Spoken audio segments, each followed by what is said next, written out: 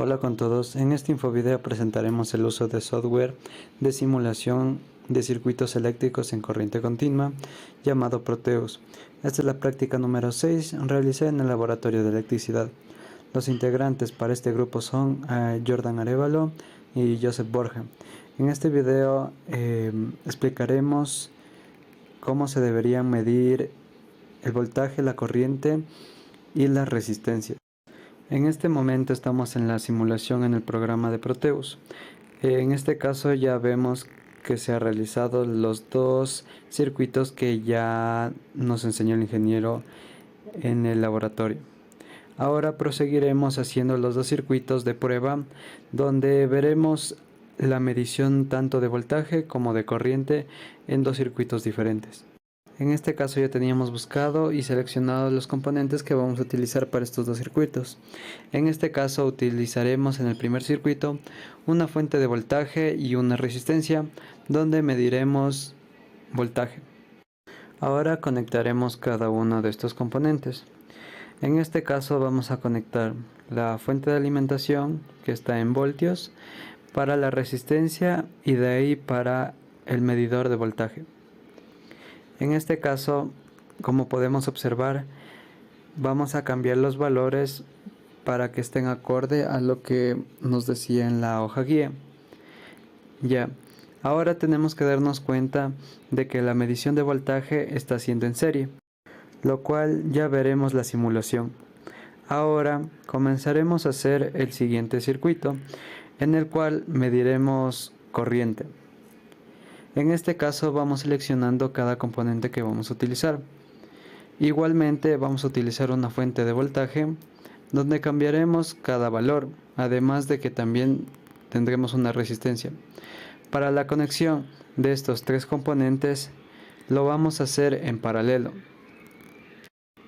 Por eso es importante la colocación de cada componente. Ahora comenzaremos a conectarlo desde la fuente a la resistencia y desde la resistencia hasta el amperímetro. En este caso vemos que mediremos corriente en paralelo y tenemos que tener en cuenta que tanto el voltaje lo medimos en serie y la corriente en paralelo, pero cuando iniciamos la simulación nos salió error. Esto nos quiere decir que no podemos medir voltaje en serie, se debería de medir en paralelo, y la corriente se debería de medir en serie, no en paralelo. Por eso nos sale error y verificamos nuevamente. A continuación se explicará cómo se debe medir el voltaje, la corriente y las resistencias en un circuito. ¿Cuál es la forma correcta de medir voltaje? La forma correcta de medir voltaje es conectando el multímetro en paralelo con el componente al que queremos medir voltaje. Esto permite que el voltímetro mida la diferencia de potencial entre dos puntos sin alterar el circuito. ¿Cuál es la forma correcta de medir corriente? Para medir corriente, el multímetro debe estar conectado en serie con el componente por donde queremos que fluya la corriente.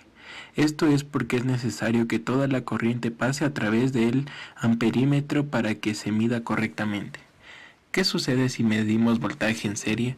Si medimos voltaje en serie, el voltímetro no podrá medir correctamente y puede alterar el funcionamiento del circuito, ya que está diseñado para tener una resistencia muy alta y no se debe interrumpir el paso de la corriente. ¿Qué sucede si medimos corriente en paralelo? Si medimos corriente en paralelo, se puede provocar un cortocircuito, ya que el amperímetro tiene una resistencia muy baja y al conectarlo, así se desviará toda la corriente hacia el multímetro, dañando el circuito.